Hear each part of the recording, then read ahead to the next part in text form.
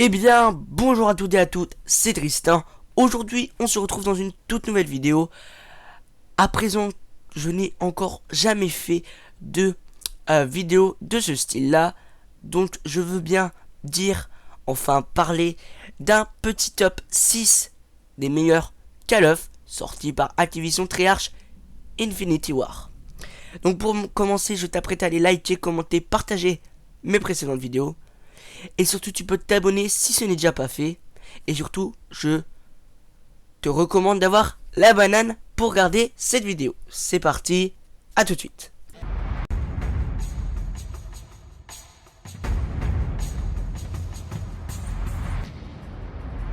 Eh bien, on commence tout d'abord pour la 6ème place. J'ai nommé NW3. NW3, j'ai trouvé que le multijoueur était vraiment nul et je n'ai pas du tout aimé ce jeu malgré tous ses défauts. Pour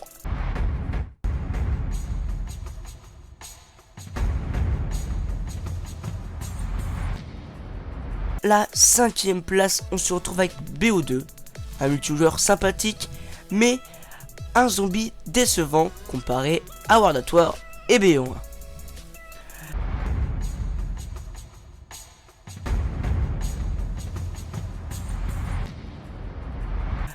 Pour la 4ème place, on se retrouve avec un NW2, pareil, sauf qui n'est pas équilibré du tout, communauté pitoyable aussi.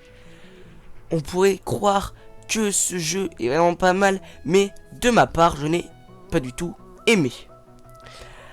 C'est pour ça que je le mets à la 4ème place de ce classement.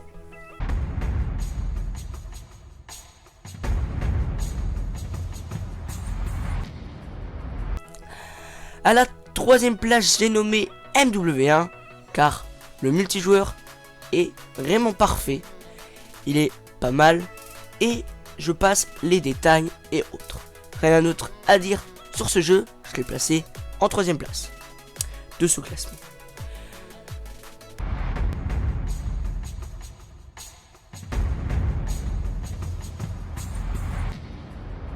En 2ème place de ce classement, j'ai nommé World at War car le mode zombie est aussi excellent que BO1 et le mode multijoueur est assez sympathique. J'aime la posture des armes, bref, parfait.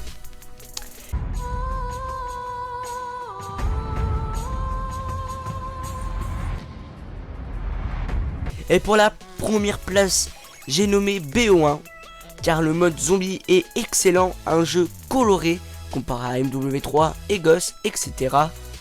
Un multijoueur particulièrement soigné, de bonnes maps, et j'en passe. Donc ce petit classement est terminé, mais bien sûr, je vous accorde un petit bonus. Pour ce petit bonus, je vais faire le classement des 2 derniers jeux sortis par Activision et Treyarch.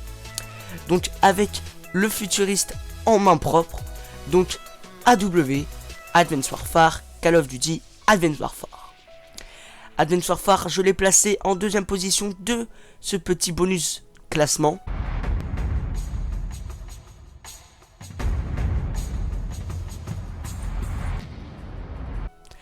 Car je n'ai pas du tout aimé le mode jetpack de saut. Je trouve que c'était pas assez suffisant, mais quand même les déplacements étaient assez originaux.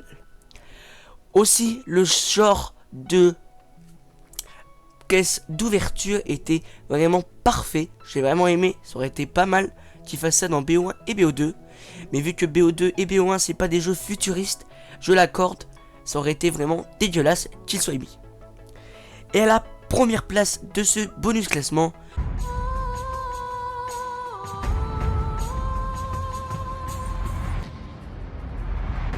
j'ai nommé BO3, le tout dernier jeu sorti par Activision et Treyarch de ce jour. Alors les points forts et les points faibles de ce jeu, c'est que les points forts sont excellents, je pourrais dire. À nouveau, des nouveaux sortes de déplacements, donc dans les airs, dans l'eau et sur terre. J'ai vraiment aimé ce Ce jeu, c'est vraiment un coup de cœur. Les armes parfaites, pas du tout futuristes, je le trouve, comparé au Advanced Warfare. Bref, j'en passe. Les points faibles, c'est que la connexion est vraiment dégueulasse, on pourrait dire. Et les bugs sont parmi nous. Bref, on en passe les détails. Surtout, les caisses ouverture est toujours présent. Donc sur ce jeu, c'est un marché noir. Je aime beaucoup ce système pour gagner des nouvelles armes. Donc à présent, il n'y a que 2 DLC sortis, Awakening et Eclipse. Donc j'espère qu'il y en aura précédemment d'autres. Et donc voilà, ce classement se termine avec Call of Duty Black Ops 3. Donc si ces 2 classements t'aura plu, n'hésite pas à la liker, à partager cette vidéo sur tous les réseaux sociaux. Et surtout, tu peux aller liker ma page Facebook qui s'appelle La Banane. Et oui, ça y est, j'en ai créé une. Donc venez en masse pour la liker. Et donc je te dis bye tout le monde. Bye bye.